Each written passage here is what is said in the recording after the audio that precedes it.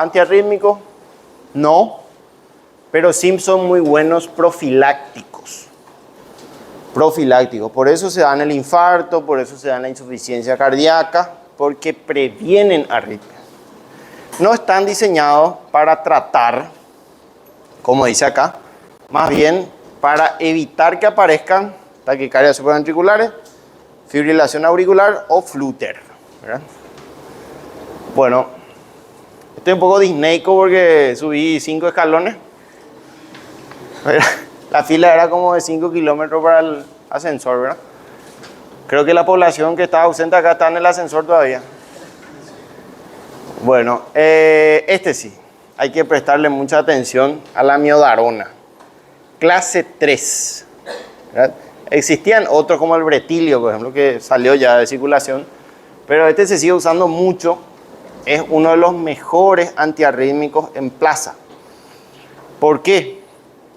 Porque tratan tanto arritmias auriculares como ventriculares, ¿verdad?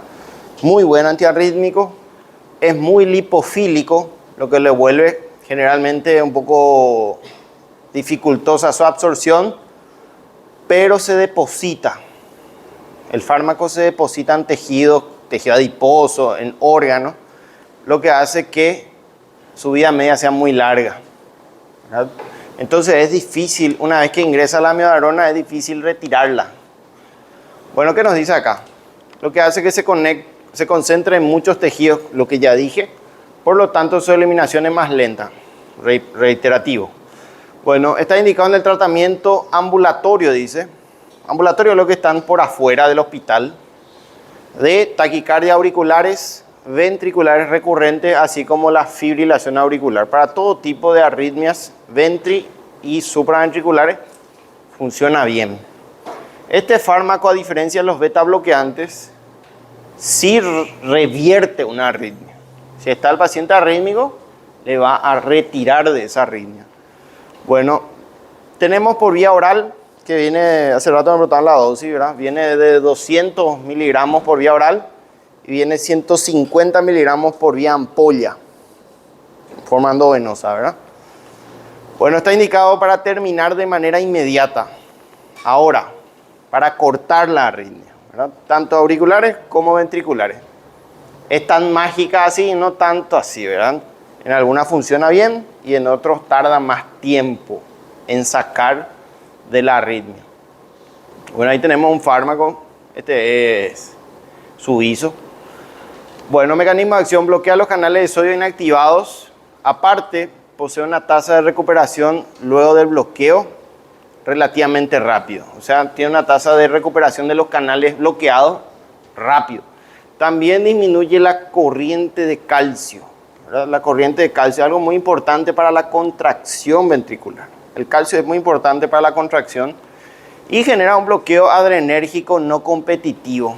Aparte de tener un bloqueo sobre los canales de sodio inactivados y recuperación rápida, también bloquea lo que es el sistema simpático, ¿verdad? Bueno, prolonga entonces el PR, que hace rato hablamos de la función del nódulo auriculoventricular, de la despolarización ventricular y también de lo que es el tiempo QT, ¿verdad? Que es una apertura a arritmias ventriculares. Entonces esto lo que hace es prolongar, así como la bradicardia sinusal. Bueno, tiene efectos adversos. Como es un fármaco que se utiliza muchísimo, incluso dice que suplantó a la lidocaína en arritmias ventriculares. Antes se usaba mucho lidocaína, ahora ya no, se usa amiodarona. Bueno, su principal efecto es por vía endovenosa, es hipotensión. Hipotensión. Por vasodilatación y generalmente lo hace en forma endovenosa y de forma brusca. Forma brusca, colapsa. Cae la presión. Bueno, ¿cuánto cae la presión? Es la pregunta. Mucho, poco, y en un promedio cae 40 a 50 milímetros de mercurio. O sea, si tiene 150 de presión va a caer a 100, ¿verdad? En promedio. O sea, si el paciente está hipotenso, de 100 va a caer a 50. ¿Verdad? Y ustedes saben que 50, 60 ya es hipotensión, ya es hipoperfusión. Entonces ya tenemos síntomas relacionados a la hipovolemia. Creo que les conté un caso, no sé si se enteraron, pero hace poco tuvimos un caso polémico de un paciente una señora ya anciana de 80, 85 años, que vino por una insuficiencia cardíaca. ¿Se entiende eso? Edema en miembros inferiores, dificultad respiratoria, ortopnea. ¿Saben lo que es ortopnea? Se acuesta y tiene dificultad respiratoria. Decúbito dorsal, dificultad respiratoria, ¿verdad? Bueno, la gente en la urgencia, porque eran médicos de guardia de urgencia, le hicieron un electrocardiograma para buscar su motivo de consulta. No entendían bien por qué venía la señora. Y encuentran un electrocardiograma. Por suerte ellos mismos grabaron el electro.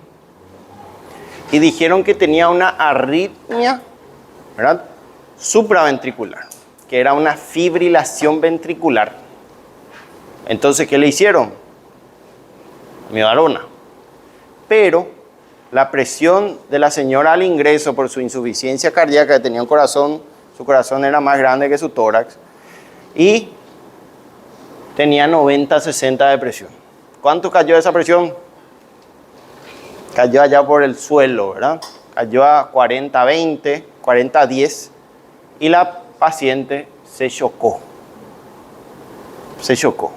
¿Fue alguna novedad? ¿Algo misterioso que ocurrió? No. Acá nos dice que produce vasodilatación y produce colapso hemodinámico. Si la paciente está hipotensa. Estaba hipotensa y estaba hipotensa. Entonces, ¿qué fue el error? Fue un error médico. Primero, el electro no era fibrilación auricular. Primer error grave. O sea, le trataron a una arritmia que no era arritmia. Y segundo, le hicieron este fármaco como su principal complicación, hipotensión. Entonces la paciente se fue al otro lado, se fue al shock, se complicó. ¿Qué nos dice al inicio? El fármaco se deposita en tejido y tarda mucho en salir del organismo. Quiere decir que ese fármaco va a causar hipotensión por largo trecho. Estamos hablando de 72 horas en promedio. Entonces, ¿qué hicieron la gente? Le pusieron inotrópico positivo y un vasoconstrictor que es dobutamina y noradrenalina para subir otra vez la presión, ¿verdad? Entonces, ¿cuánto tiempo va a estar internada esa paciente? Y mínimo 3 días. Tiene que salir toda la amiodarona del organismo. Al tercer día, evidentemente, se fue a su casa. Le aumentamos la mortalidad. ¿Por qué? Por desconocimiento, ¿verdad? Esa es la idea, que ustedes manejen esto. No hace falta saber toda la fisioquímica, ¿verdad? Pero sí lo muy importante que es esto, ¿verdad? Esto es lo que sale en el examen. Pero no le voy a quitar cuál es el efecto adverso más frecuente, ¿verdad? Todo lo que dije anteriormente, planteado de otra manera, ¿verdad? Bueno, ahora, ¿por vía oral causa hipotensión? No. Solamente el solvente que trae la amiodarona, acá dice solvente. El solvente es el hipotensor. En Estados Unidos, por ejemplo, la amiodarona no causa hipotensión. ¿Por qué? Porque cambiaron el solvente. Por supuesto, eso eleva el precio. El costo es mucho más caro, ¿verdad? Ustedes saben que la salud en los Estados Unidos, por ejemplo, no hay salud pública, ¿verdad? Todos tienen seguro privado, todos. Y si no tenés seguro privado, no te atienden. Vas a parar en la puerta del hospital, ¿verdad? Fuerza. Ese es el problema de salud de los Estados Unidos, que ellos todo está privatizado, todo es privatizado. Y por supuesto, vos entras y te cobran todo lo que consumís. Y a ellos les conviene que haya fármacos costosos, porque te van a cobrar, ¿verdad? Creo que hace poco le dispararon a un CEO de un seguro privado, porque es un desfalco. Bueno, con respecto a la fibrosis pulmonar, es un trastorno grave. Como estos son profilácticos también a largo plazo, no es que le vamos a dar 2-3 días, sacamos la arritmia y le cortamos el antiarritmia. Estos van por mucho trecho. Hablamos de años de tratamiento con amiodarona. Entonces, se demostró que el consumo crónico de este fármaco produce fibrosis pulmonar progresiva, que es lo más grave que puede ocurrir en el consumo de amiodarona, tanto por vía oral como por vía parenteral. Pero sí se demostró que la dosis es muy importante, ¿verdad? ¿Cuánto es la dosis que produce fibrosis? Estamos hablando a partir de 400 miligramos para arriba. Si consume menos de 400 miligramos, el riesgo de fibrosis es nula o ínfima. Entonces es dependiente de dosis. Eso no está ahí, ¿verdad? Bueno, lo que más produce el efecto adverso que más se ve en la amiodarona son los microdepósitos corneales. Recuerden, la córnea, la parte superficial anterior del ojo, que está muy irrigada y muy inervada. Bueno, entonces, el 100% de los pacientes que consumen amiodarona van a tener microdepósitos corneales, independientemente del tiempo. Desde la primera dosis ya se deposita. ¿Produce algún efecto visual? Ninguno. Solamente un defecto estético, ¿verdad? Es para que ustedes sepan. Ahí se ve. Clínicamente pueden saber que consumen amiodarona solamente al mirar la córnea, ¿verdad? Bueno, también puede producir disfunción hepática, pero esto es raro. Realmente nunca vimos una disfunción hepática por amiodarona. Neuropatía periférica proximal, esto sí, se demostró que el consumo de más de un año de amiodarona produce debilidad de miembros superiores, ¿verdad? Produce debilidad, produce fatiga, cansancio fácil, no tiene fuerza en el brazo, ¿verdad? Bueno, también puede producir fotosensibilidad, que es cutánea. Al salir al sol, por ejemplo, aparece cierta reacción dermatológica. Y esto, como este fármaco, no sé si acá dice, pero acá, análogo estructural de la hormona tiroidea. Tiene un componente similar a la hormona tiroidea, entonces puede favorecer el hipotiroidismo o el hipertiroidismo. Más frecuentemente, hipertiroidismo, ¿verdad? Bueno, entonces cuidado con la amiodarona a largo plazo principalmente, fármaco bueno, pero tenemos sus complicaciones. Bueno, la biodisponibilidad es del 30% por su absorción incompleta. ¿Se recuerdan que era lipofílico? Y al ser lipofílico tiene problemas de absorción. Pero se distribuye muy bien en el organismo y se deposita, ¿verdad? Tiene un metabolismo hepático, por eso tiene problemas de disfunción hepática. Citocromo P450 utiliza para su metabolismo, ¿verdad? Hasta formar un metabolito con efecto similar al fármaco original. A pesar de metabolizarse, sigue haciendo efecto. Bueno, viene de 0. Este es su concentración terapéutica, muy importante. Esta es la concentración en plasma efectiva. 0,5 a 2 microgramos por ml es su concentración efectiva del fármaco. Bueno, para lograr un efecto rápido sobre la arritmia necesitamos una dosis alta para alcanzar esta concentración rápida. Entonces, ¿cómo hacemos eso? Requiere dosis de carga. ¿Qué es la dosis de carga? Es todo fármaco que necesita una dosis macro, ¿verdad? Macrofisiológica, para alcanzar una concentración mínima efectiva. Entonces usamos 800 a 1600 miligramos por día. O sea, muchas ampollas. En promedio se usa 6 ampollas de golpe para hacer una carga, ¿verdad? Y luego de ese goteo máximo que se hace en 1 hora, programamos 200 miligramos a 300 miligramos por día de amiodarona para mantener y evitar la recurrencia de esa arritmia, ¿verdad? Bueno, después vienen los clase 4, ¿verdad? Que son los calcio antagonistas. Dentro del grupo de calcio tenemos varios subtipos y solamente funcionan estos, que es el verapamilo y el diltiazem. Son los antiarrítmicos por excelencia del grupo calcio antagonista. Todavía no dimos, ¿verdad? Pero ya menciona. Bueno, ¿qué hacen? Disminuye la conducción AB y acortan la fase 2 ¿verdad?, del potencial de acción eléctrico. Ya al inicio de la meseta, la salida inicial de potasio.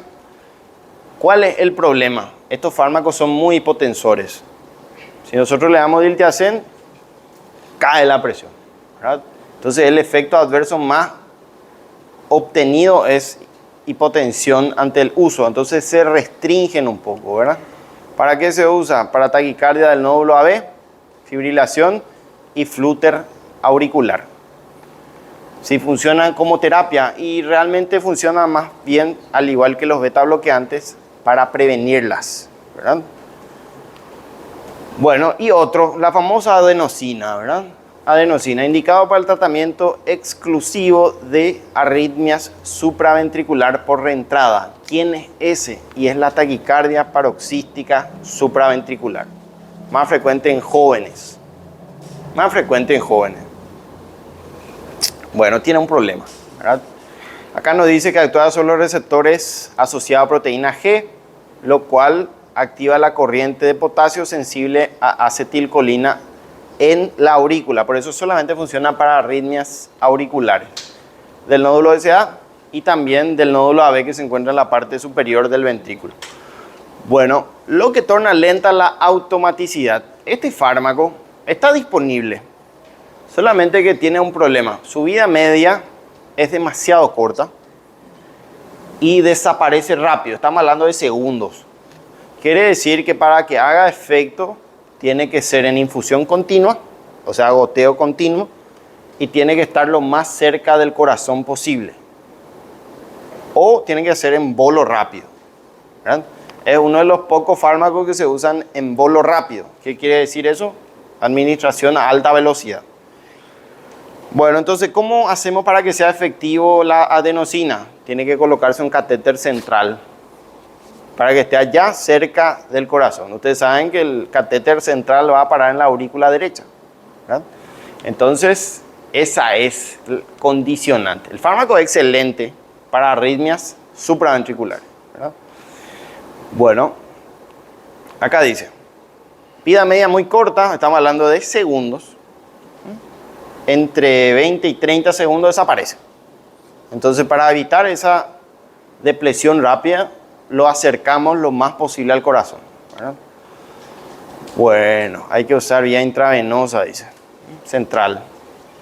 Porque imagínense en el brazo, todo lo que tiene que recorrer para alcanzar el corazón. Bueno, después hablamos de la digoxina, ¿verdad?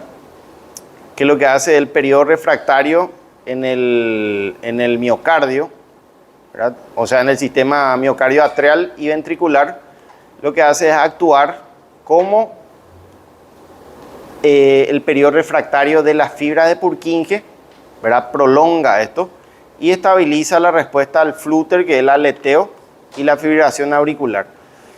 Básicamente lo que hace es alargar el QRS y prolonga el PR, ¿verdad? Enlentece la conducción. Enlentece la conducción. Como su mecanismo antiarrítmico, porque no es un antiarrítmico por excelencia, es un inotrópico positivo. Aumenta la fuerza de contracción. Dice que es muy arritmogénico si se utiliza de manera incorrecta. Si se utiliza de manera incorrecta y en la dosis incorrecta. ¿Por qué? Porque su brecha terapéutica es muy estrecha, su índice terapéutico, ¿verdad? Toxicidad alta, ¿verdad? Y esto es algunas dosis, ¿verdad? Principalmente la vida media. Quería mostrarle con esto. De la amiodarona, que es una de las más prolongadas, 28 a 110 días. A medida que se administra en largo periodo de tiempo, se acumula más. Y tarda tiempo en salir del organismo, ¿verdad? Biodisponibilidad 25-65%. Y hay algunas que son mucho más cortas, como la lidocaína, por ejemplo, 18 horas, ¿verdad? Bueno, y la excreción renal, ¿verdad? La excreción renal. Bueno, esto es un dicho de este señor Thomas. Bueno, vamos a hacer un ejercicio antes. Vamos a ver si nos da el tiempo. Tenemos hasta las 5:30 todavía. Bueno, vamos a poner en práctica nuestro conocimiento. ¿Cómo creen que va a venir una arritmia? ¿Qué síntomas va a tener un paciente con arritmia? El corazón va a trabajar mal, ¿verdad? Va a trabajar mal, va a trabajar, el gasto cardíaco va a ser reducido y la perfusión periférica va a ser disminuida.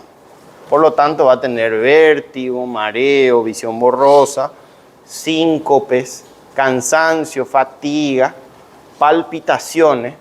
Entonces, son síntomas muy inespecíficos. Ustedes le van a hacer un electrocardiograma y tienen que interpretar el electrocardiograma. Va a haber distintas situaciones. Por ejemplo, primer lugar, le hacemos el electro, tiene el mismo síntoma y tiene QRS rápido, estrecho y regular. O sea, esto es regular. No se ve la onda P, pero está trabajando a alto nivel. ¿Qué sería esto? Primer punto para diferenciar ventricular de auricular. Grandes conocimientos, grandes rasgos. Si es QRS estrecho, es una arritmia supraventricular o auricular. Quiere decir que está hacia acá. Hay algo que está trabajando mal, el SA está disparando a alta velocidad o hay reentradas. Hay reentradas. ¿Qué es lo que pasa? Es que se contrae rápido la aurícula, ¿verdad? La aurícula está trabajando a alto nivel y da QRS estrechos, que son normales. Ahora, si es un QRS ancho, mucho más ancho que este, esto viene del ventrículo.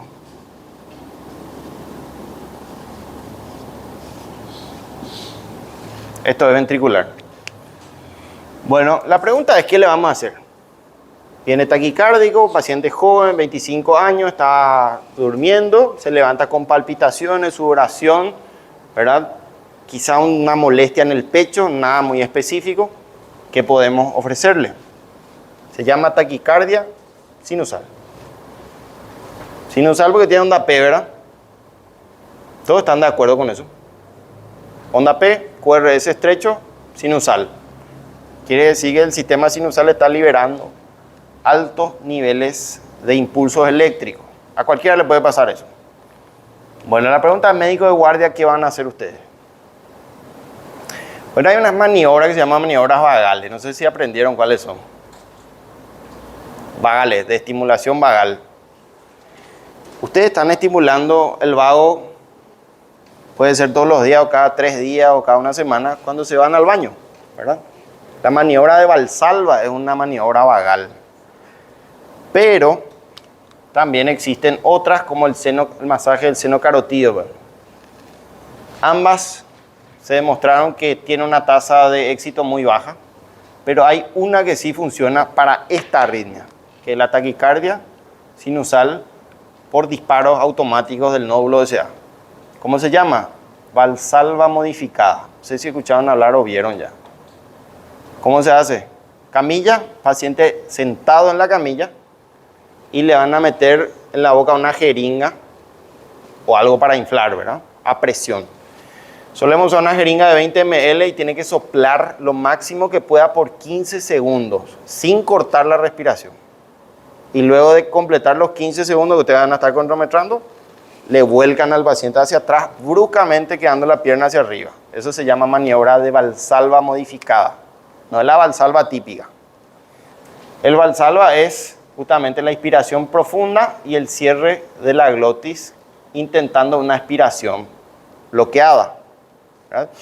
Inspiran y hacen fuerza, pero no pueden sacar el aire de los pulmones, ¿verdad? Bueno, ese es Valsalva.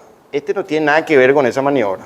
Lo que hacen es tumbarle, pueden ver videos si quieren, pero solamente funciona para este tipo de arritmia. Es una opción no terapéutica, ¿verdad? Así que métanse ya en su cerebro eso.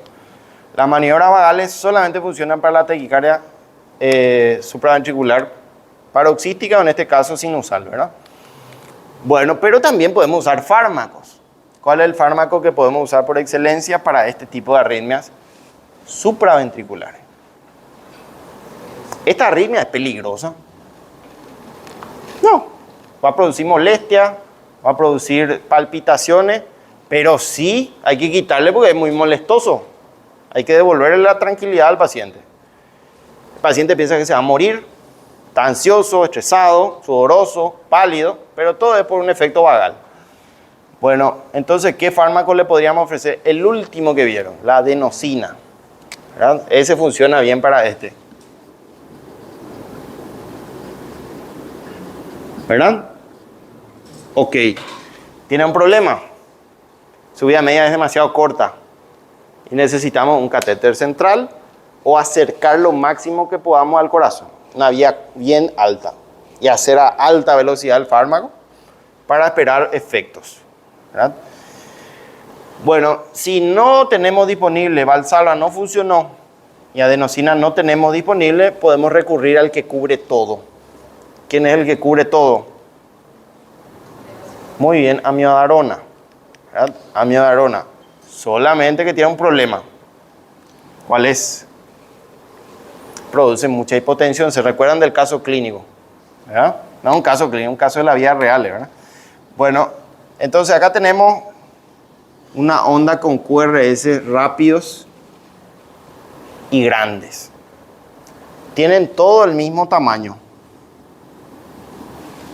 Y esta frecuencia, supongamos, va a 160 latidos por minuto. QRS ancho, ventrículo. Rápido, taquicardia, ventricular.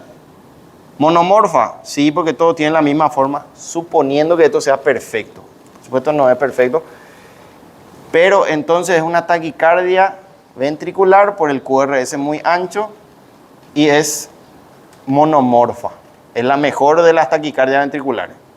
Bueno, viene el paciente por el mismo cuadro, palpitaciones, mareo, ya se cayó 2 o 3 veces, le alzaron otra vez, viene mareada, no sabe muy bien dónde está, somnolienta, porque no le llega sangre al cerebro, porque este corazón está fallando. Entonces, ¿qué podríamos hacerle a este señor? Esto es pregunta de Revalia. Esto salió varias veces ya en la Revalia. 160. Una opción sería lidocaína, pero está un poco más difícil de usarla. La primera pregunta que nos hacemos es, la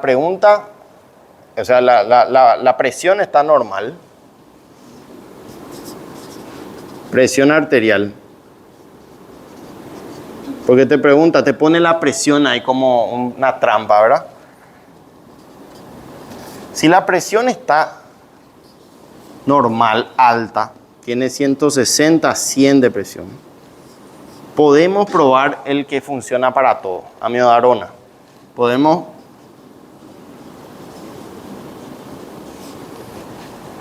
con carga y mantenimiento de amiodarona. ¿Cuál es el problema? Que generalmente son refractarias a este fármaco. Puede funcionar si no se animan o no tienen el cardiovertor eléctrico, pero esto es indicación de cardioversión eléctrica. Tienen que descargar, conocen el disparador automático, ¿verdad? O sea, el cardioversor automático. Bueno, entonces se usa cardioversión eléctrica, sí o sí, para quitarle al paciente de esta arritmia y corta al instante, ¿verdad? Después la paciente se siente mejor, se recupera, tiene buena oxigenación cerebral. Y esto es una excepción nomás, porque es el único que mantiene presión. Generalmente todos comparten hipotensión. 90-60. En ese caso, amiodarona, olvídense, no funciona, porque va a colapsar el sistema. Entonces directamente nos queda cardioversión eléctrica no sincronizada. Y así mismo sale en el examen, ¿verdad? No en mi examen, sino en la Revalia. Entonces tenemos una arritmia ventricular que funcionaría bien. Una amiodarona, si la presión está normal alta, o lidocaína en todo caso. Lo único que nos queda es lidocaína, ¿verdad? Se justifica. Bueno, ahora, ¿qué otra opción nos quedaría para esta arritmia supraventricular de la clasificación 1? ¿Cuál funcionaría mejor? Para la taquicardia supraventricular paroxística. Es el 1C. Son los mejores para sacar esto, que es la propafenona, y no quedaba el otro, la flecainida.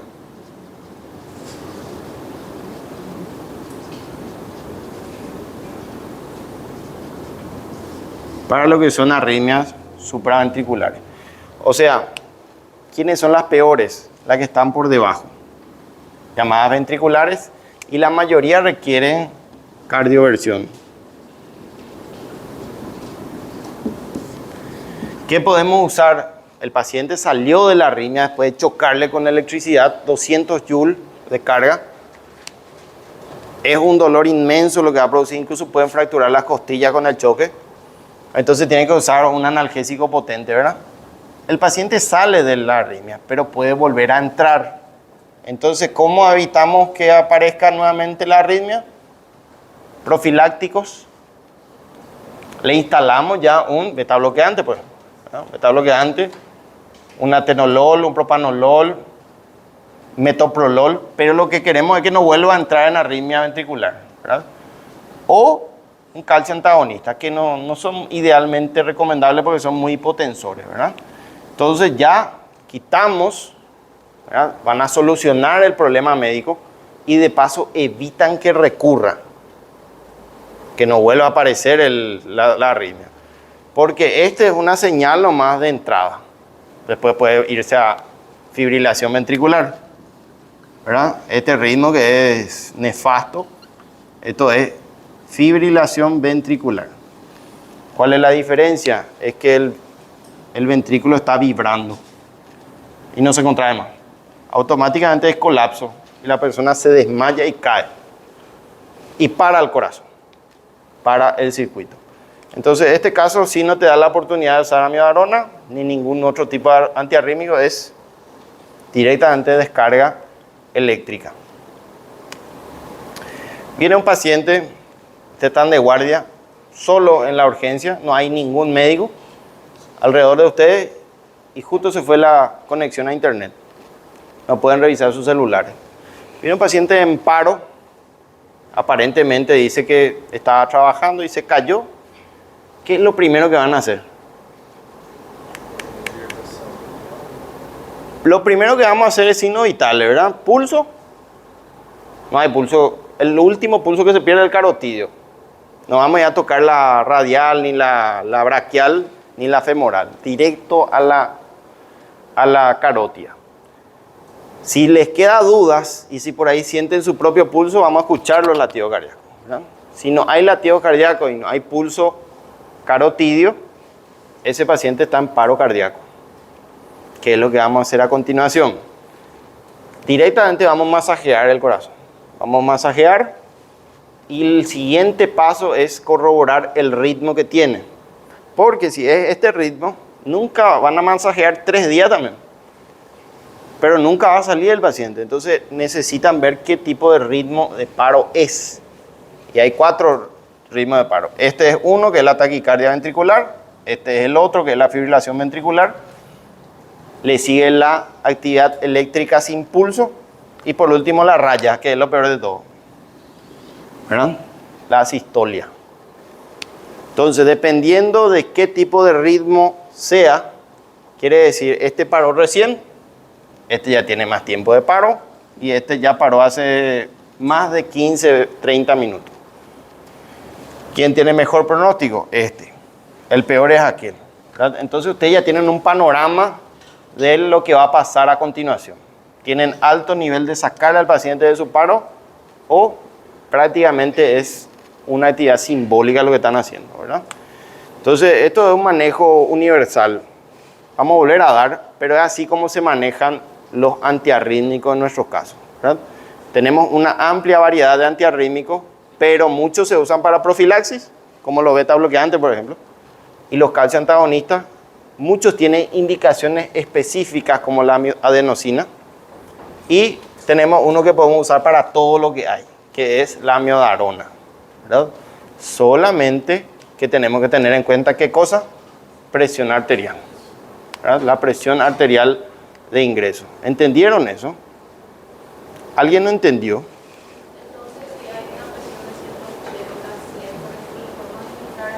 Claro.